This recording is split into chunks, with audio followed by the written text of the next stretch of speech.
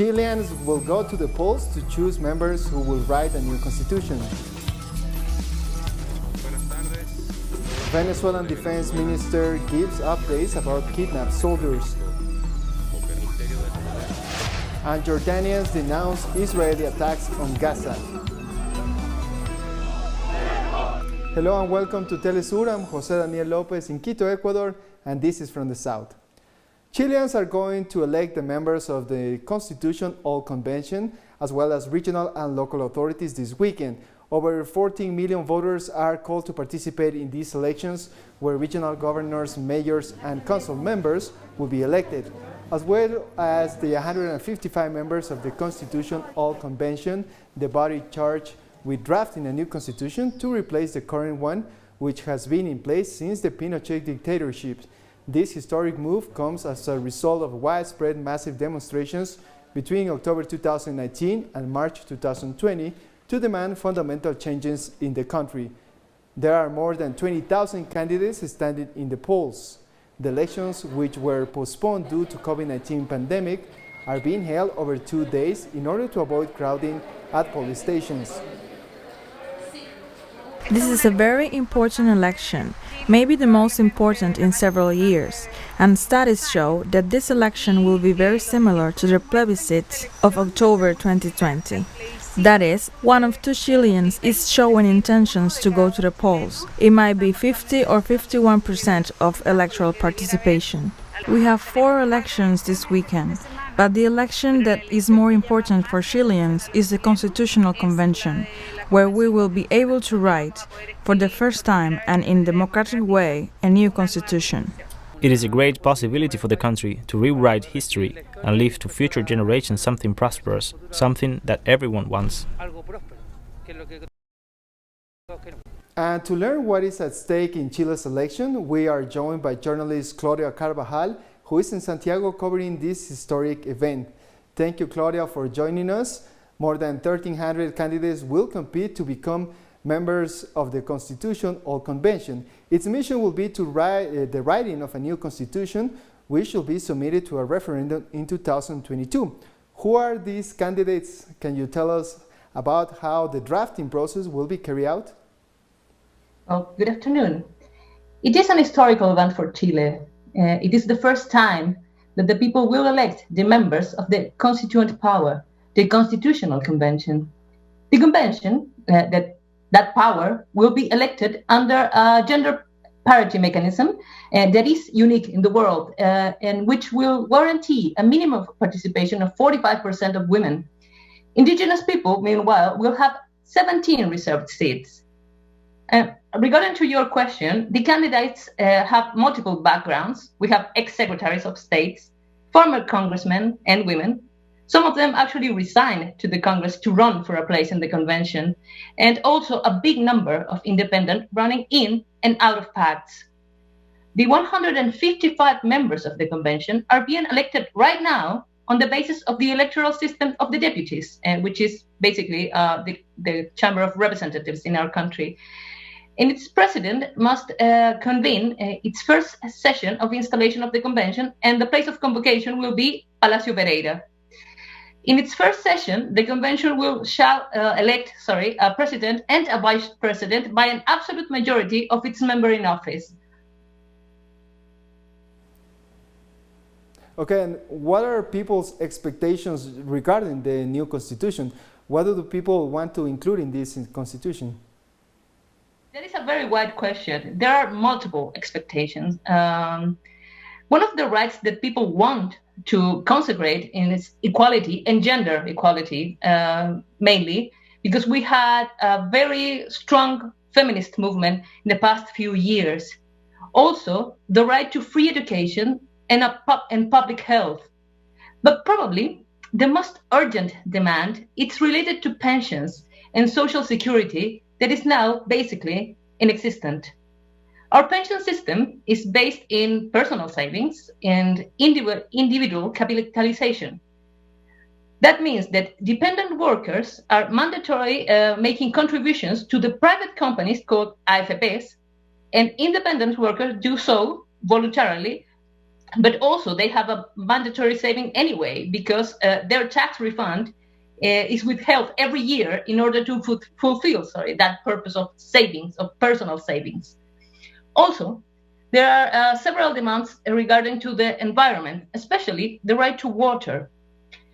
You probably know that Chile has a privatized water system that has affected many communities that live on less than 100 liters a day, which is the amount of water recommended by the World Health Organization.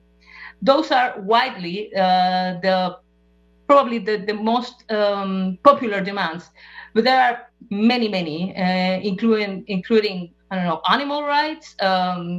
Like I said before, gender equality is one of the most important, and water lately, besides pensions, like I explained before. And how this new constitution will be implemented? Will it solve people's demands? And if not, what else should be done? That's a very difficult question. In terms of the implementation or how it is going to work, like I said before, after the electoral service that gives the results of the election that's actually happening right now, and it's going to finish tomorrow, the convention will begin its session in the, I think it's 60 days after the results are being held. And they have to elect by the absolute majority a president and a vice president. The convention must draft and approve a text proposal. I need to make a very important point there. It's a proposal for the new constitution, and they have 9 months from its installation to actually deliver that proposal. That period can be extended for over 3 months, all over 3 months, just once. And well, in regard to your other question, that's if it's going to solve all our problems, I don't know if I have an answer to that, because we have many problems, and most of them could have been solved before with political will, maybe, and some change of a few laws. But what a new constitution will actually solve is that this is going to be a constitution written by the people and for the people in a democracy. And that will solve the main problem that our current constitution has, that is legitimacy, because that constitution was written in a dictatorship. And that is something that after 30 years of democracy should change by now. Well, we want to actually wish all the luck for the Chilean people for this historic moment, and we want to thank you for all your time, and we hope we can talk about a little more about this in the next time. Well, I hope so, that too. Thank you very much. That was Claudia Carvajal in Santiago de Chile. We're going to take a short break now. More news in a minute. Stay with us.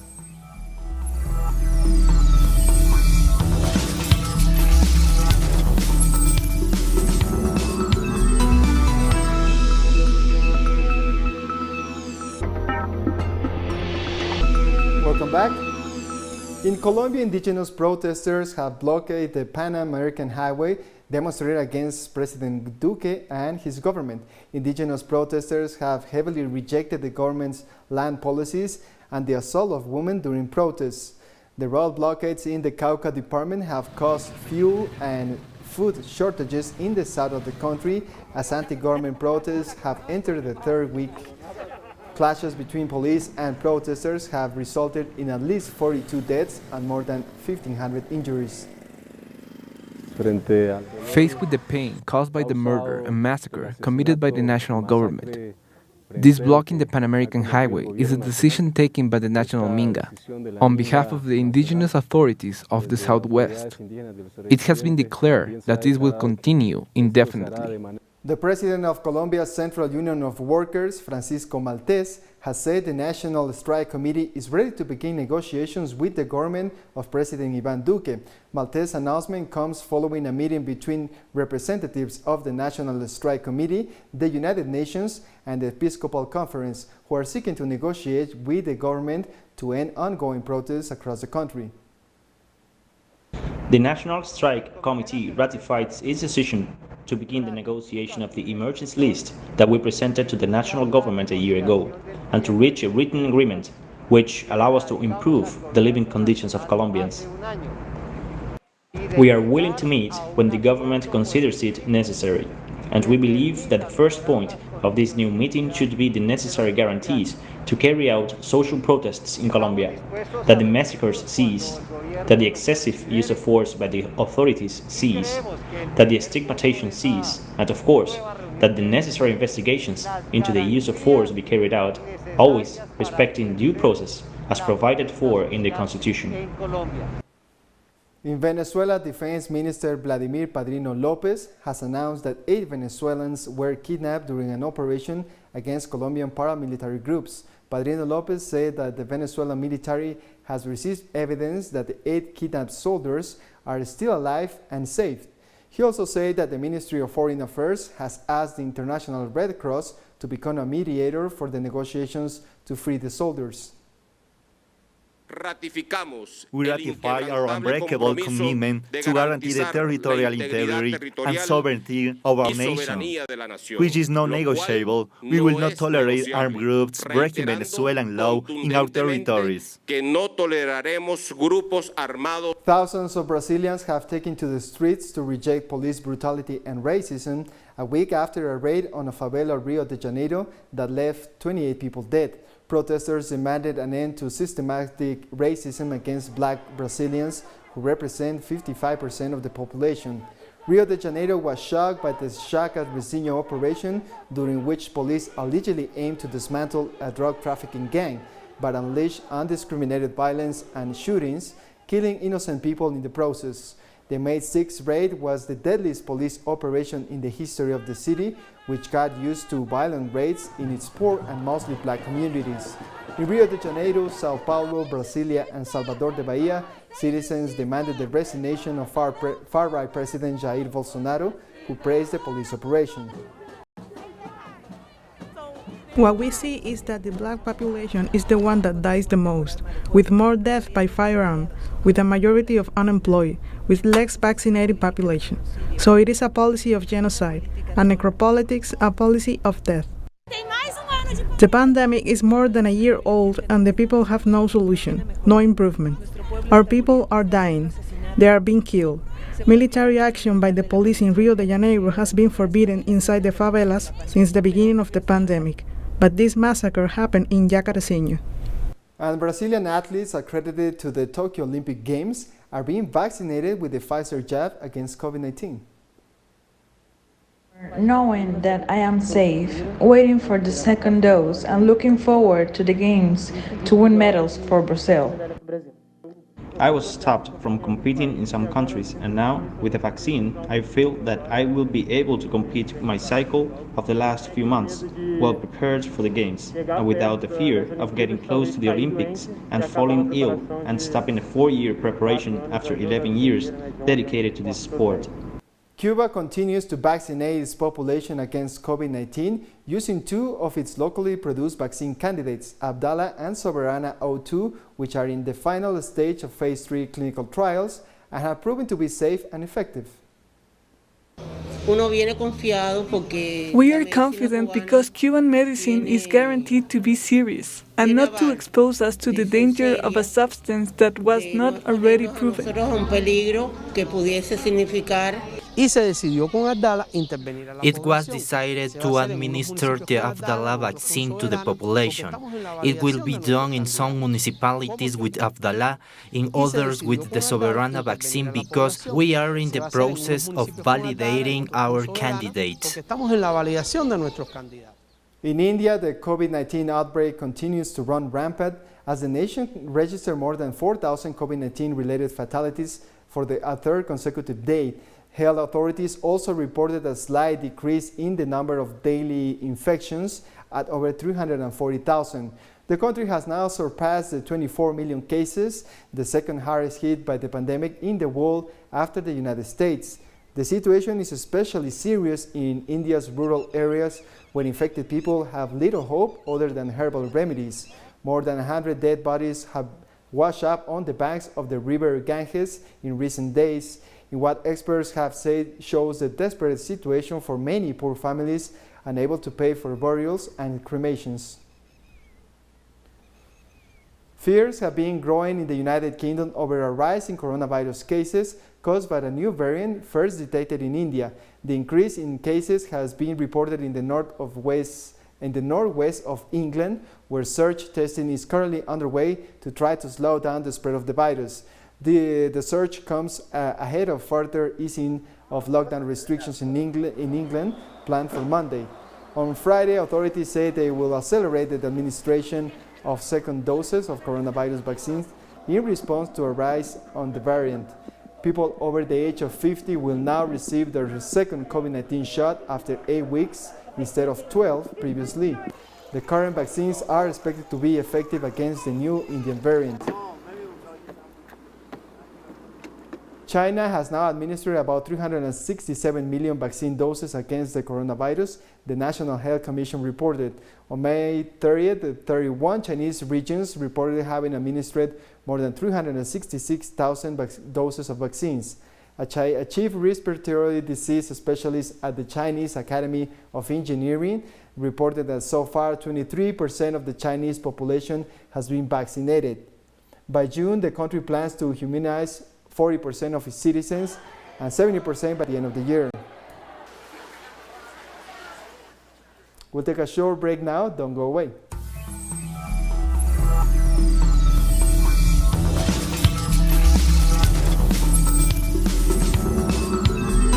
Welcome back.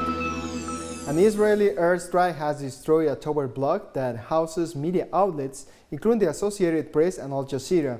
No casualties have been reported from the airstrike so far. The owner of the building said the Israeli military warned him about the planned strike and people were evacuated before the bombing of the building. The Israeli army claimed that the building contained military assets belonging to Hamas. The attacks occurred after a senior U.S. envoy, Hadi Arm, arrived in Jerusalem to help broker a ceasefire. But while Hamas and Israeli officials signaled late Friday that they were open to discuss a ceasefire, fighting continued for much of Saturday, even as U.S., Egyptian, and Qatari officials attempted to negotiate a pause in the fighting. Following continued airstrikes by the Israeli army in the Gaza Strip, scores of Palestinians had gone to the streets to protest in the West Bank. The Israeli army fired tear gas and stun grenades to disperse protesters, who retaliated by throwing stones to police. Israeli forces have also prevented Palestinian people from praying at Al-Aqsa Mosque. In collaboration with TeleSUR, Al Mayadeen correspondent Nizreen Salami has the details. At least 20,000 Palestinians held prayers in the Al-Aqsa Mosque on Friday amid strict security measures by Israeli forces. Thousands of Israeli soldiers were deployed in Jerusalem. Military checkpoints were set up at the entrances of the Al-Aqsa Mosque and the gates of the Old City, where soldiers checked the identity of every worshipper, forcing young people to leave and barring those coming from outside the Old City from entering the mosque. Tens of thousands of Palestinians from various cities in the West Bank were unable to enter and pray at the Al-Aqsa Mosque. Several sites in the West Bank, Jenin, Hebron, Silvan, Nablus, Ramallah, and Bethlehem, have seen clashes between supporters of the Palestinian cause and the occupying forces. Meanwhile, in the inner cities of occupied Palestine, there were demonstrations in nearly every town and village. village. As of Friday evening, the death toll was estimated to be over 140 in the Gaza Strip, with most killings taking place in Bethlehem, where Israeli forces fired real ammunition at the protesters, while in Hebron, protesters were wounded by rubber bullets.